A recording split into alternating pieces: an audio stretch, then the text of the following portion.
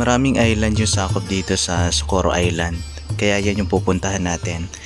2 araw tayo dito para dibutin ito at plano din natin puntahan yung Kapihan. Ito yung kay Senyor Aguila. Ito din yung viral sa mga social media. And of course, meron din itong naimbestigahan sa Senado. Pupuntahan natin.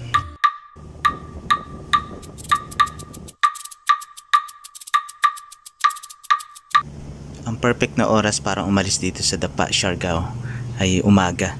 Dahil kita natin mas banayad, mas maganda yung klima. So hindi masyadong maalon.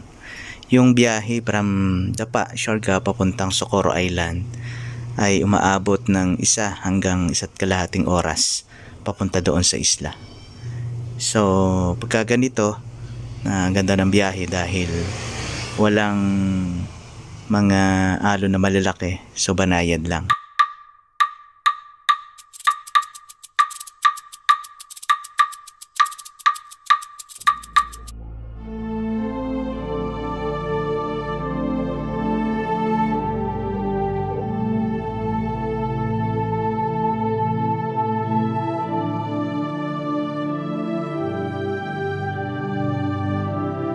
Pero alam nyo, hindi lang naman nagagandahang beaches ang sikat dito sa Siargao o magandang tingnan.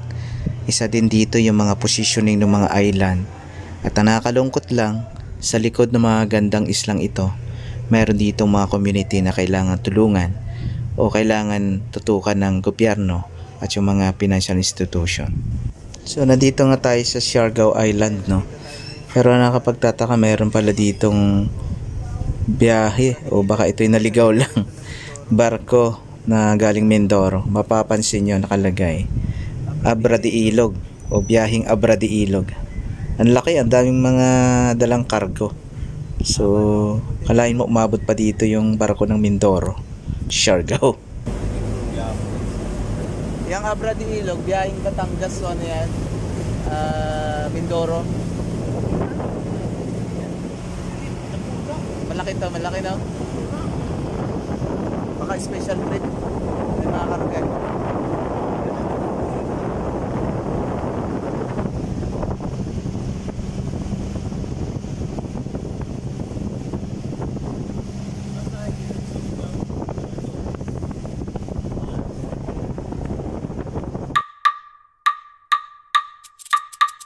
Itong sinakyan nga pala natin, hindi ito yung regular route o yung mga pamboat or paskat na sinasakyan papuntang isla.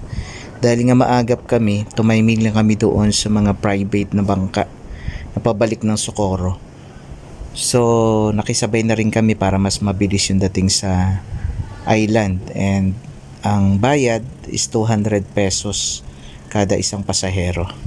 So maganda na rin yun dahil mas makatipid at mas mabilis tayo makarating sa isla. Halos lahat ng mga nakatira dyan sa mga isla-isla na community ay mga client natin. So sila yung ating pupuntahan, kakamustahin. At of course, para na rin makausap sila isa-isa kung anong pa yung pwedeng itulong ng programa ng card.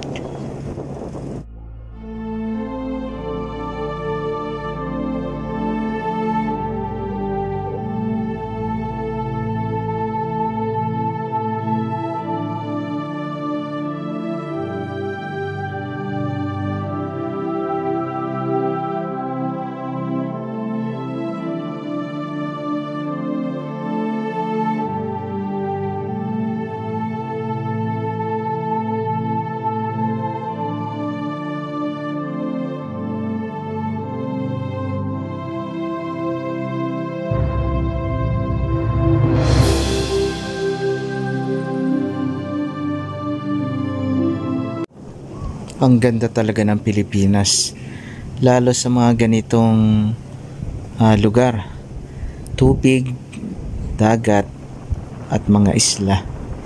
So ang sarap ng pakiramdam ko pag ganito yung ginagawa natin araw-araw.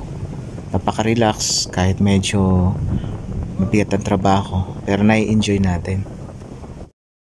Okay na yan.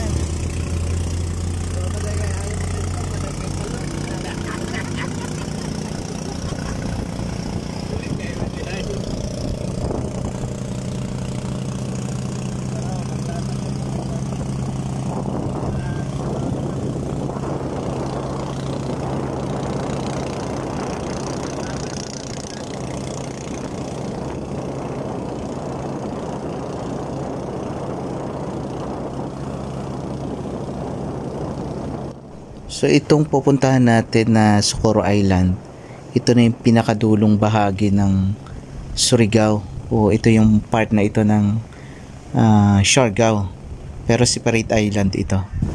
So dito rin natin makikita mamaya yung bundok o yung kapihan na tinatawag na yung kay Senyor Aguila. So mamaya makikita natin. So papakita ko sa inyo. So ang ginagawa ng mga tao dito ay mula yung mga produkto nila sa bundok, sa isla, tinatawid nila dito mismo sa bayan ng Siargao, vice versa. Ganon din naman yung mga kailangan nila. Kaya kung mapapansin nyo, itong bangka na sa unahan natin, puno ito ng basket. So ganon ang sistema ng ginagawa dito ng mga tao.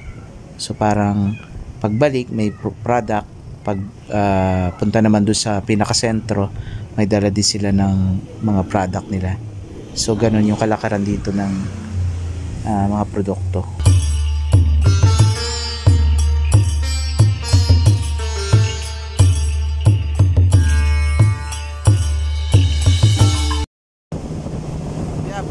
Patanggal mo na ng ulo mo.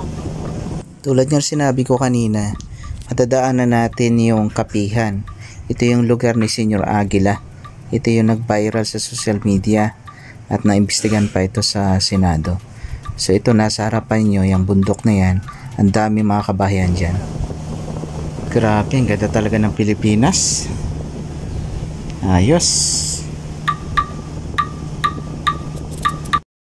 So yun, after 40 minutes, malapit na tayong makarating sa Socorro Island. So nagre-ready na yung ating timon, yung mga bangkero, para sa ating pagdaong sa Socorro Island.